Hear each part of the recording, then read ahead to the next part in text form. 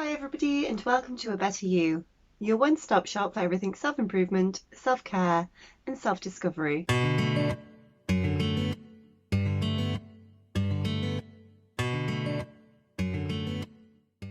Today we're going to talk about loads of different self-care hacks to get you through the next few winter months and to ride you into the year and to make sure that you're healthy, happy and thriving. Let's start off with the basic ones. So obviously make sure that you get enough water, make sure that you get enough sleep and make sure that you get enough protein in your diet. Protein doesn't have to be meat, it can be beans, it can be lentils. There are loads of different protein sources, but make sure you get enough. That makes sure that you can build your muscle, it makes sure that you have plenty of energy and is ultimately a cornerstone of a good diet. In addition to your basic needs, of course, make sure that you're really giving yourself time with yourself. Time away from other people, alone time to really recharge, especially if you're more introverted in nature. Another great tip is to do something kind to somebody. And remember that you are somebody. Look for things in your schedule that you can drop. If you're really busy and things are not really helping you to achieve what you would want from life, or just to achieve peace and happiness and general well-being, then cut them from your life. One thing that you could cut from your life quite easily is to stop reading the news. People will tell you about it anyway, from experience. And if there's something that you're particularly interested in, if there is a course that you're particularly interested in, then certainly you could keep it with that specific part of news. But don't read the news just to read the news. If you can't control it and if it doesn't affect your immediate sphere of being, then there's no need for you to know it. And there's no need for you to stress about it because ultimately you can't deal with the whole world's problems. That said, the cause thing is important if there are things that you're specifically concerned about helping and that you are specifically dedicating your time to improving, then you could read the news just about those type of topics. If you are reading the news a lot or just getting a lot of screen time from other sources, for example, social media, which I would also suggest reducing, then why not invest in a pair of blue screen glasses? You can see my gorgeous glasses here, which is probably quite apt since I am sat staring at a screen right now. These particular ones are from Tijn Eyewear, but again, if you can, also just less screen time. From a diet perspective, make sure that you are eating a nice, nutriently dense diet. So I'm not suggesting calorie counting per se, I'm more suggesting just making sure that you're getting loads of really whole, clean, fantastic foods, that you're not just going for the processed foods, and that the foods that you are eating are full of goodness, full of nutrients, full of minerals, full of everything you need in your body to keep yourself fit and healthy.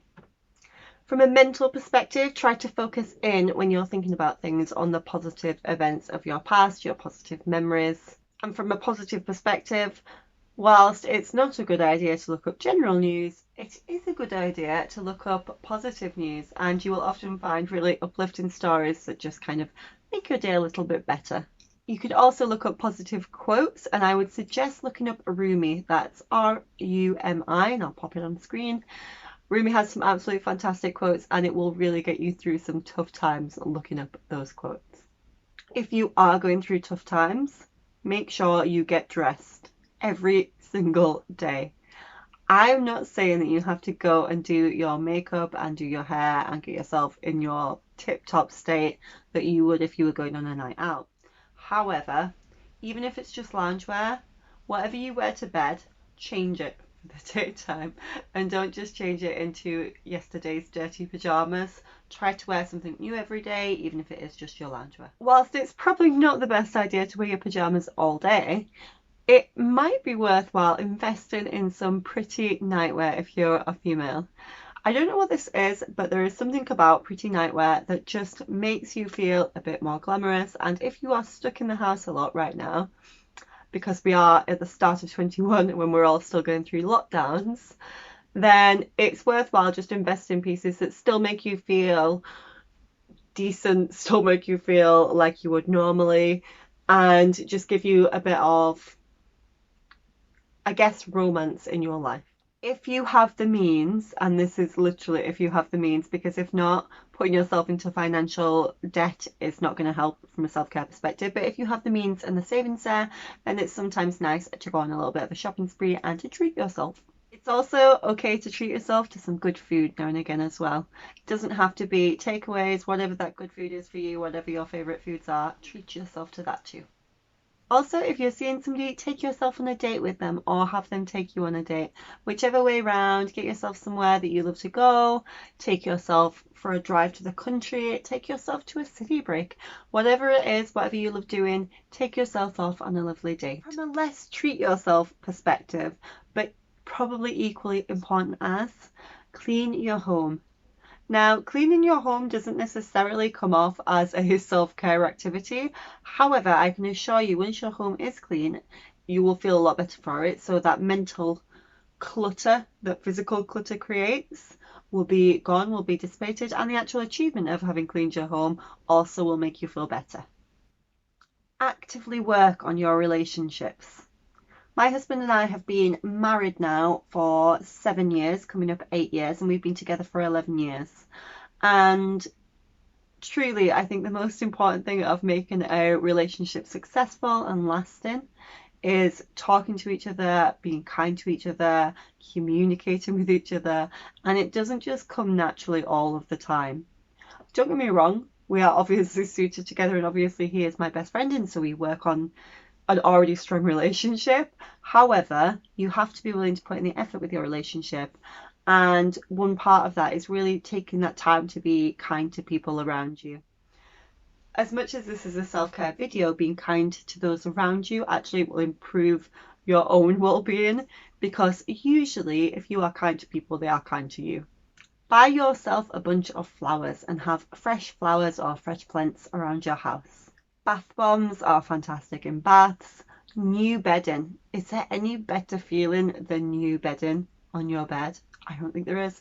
Other than maybe new towels. If you are going to treat yourself, these are some really affordable ideas that might just make you feel really good for using them. You could also use a sad lamp, and I can't unfortunately show you my sad lamp because it's currently my lighting right now. However, I would certainly suggest investing in a sad lamp. They do make you feel a lot better, and for these dark winter days, it's certainly worthwhile the investment. Set a routine for yourself and actually stick to that routine as well. Whilst routine can sometimes be a touch dull, actually having a routine where you look after yourself on a daily basis, where you make sure that you have alone time, where you make sure that you are treating yourself well, making your bed, having a bit of a clean, making yourself good food, all these kind of things that we've mentioned throughout the rest of the video, if you build those into a routine for yourself, they become a lot easier to do because it becomes habit. There's a lot less decision fatigue, and ultimately it ensures that you take that time for that self-care. Forgive people. Let go of your anger towards people. If you have somebody that's done you wrong, obviously we feel anger towards them, we are not happy with them, and that is okay. But I am not asking you to not see the injustice in a situation. I am asking you to forgive people, and the reason I'm saying that is because actually the only person that anger really detriments is you.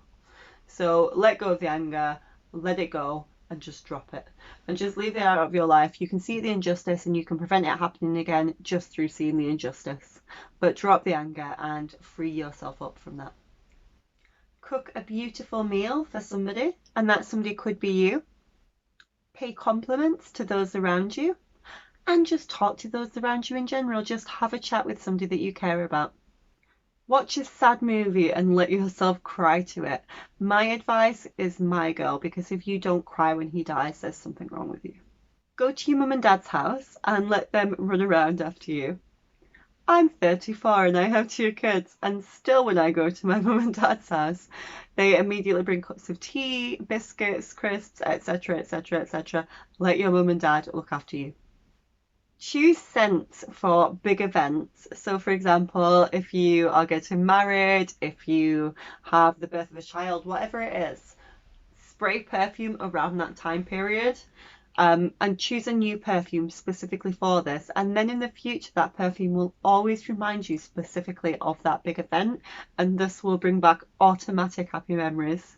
I have a perfume that reminds me of a childhood holiday. I have a perfume that reminds me of my time in New York. I have a perfume that reminds me of my wedding. Having these scents linked to big days really brings you joy when you smell those scents in a really natural and easy way. So definitely worth a try. Plan your meals, plan your finances, and generally plan your life. Plans don't always work out, so this is not to say that you should get upset if your plans don't happen. However, if you plan your meals, then ultimately you are guaranteeing that they are more nutrient dense and more what you intended to eat. If you plan your time, then you make sure that you have time for all the things that you would like to do. And if you plan your finances, then you don't have that end of month, end of payday stress. And really, last but not least, self-care is about you. The clue is in the title. So if there are things that make you happy that don't make other people happy, then go away and do those things that make you happy. Enjoy your self-care. Hope it's going really well for you, and please do like this video if you got any new ideas, share any new ideas in the comment section, and subscribe for more self-care, self-development and self-insight content.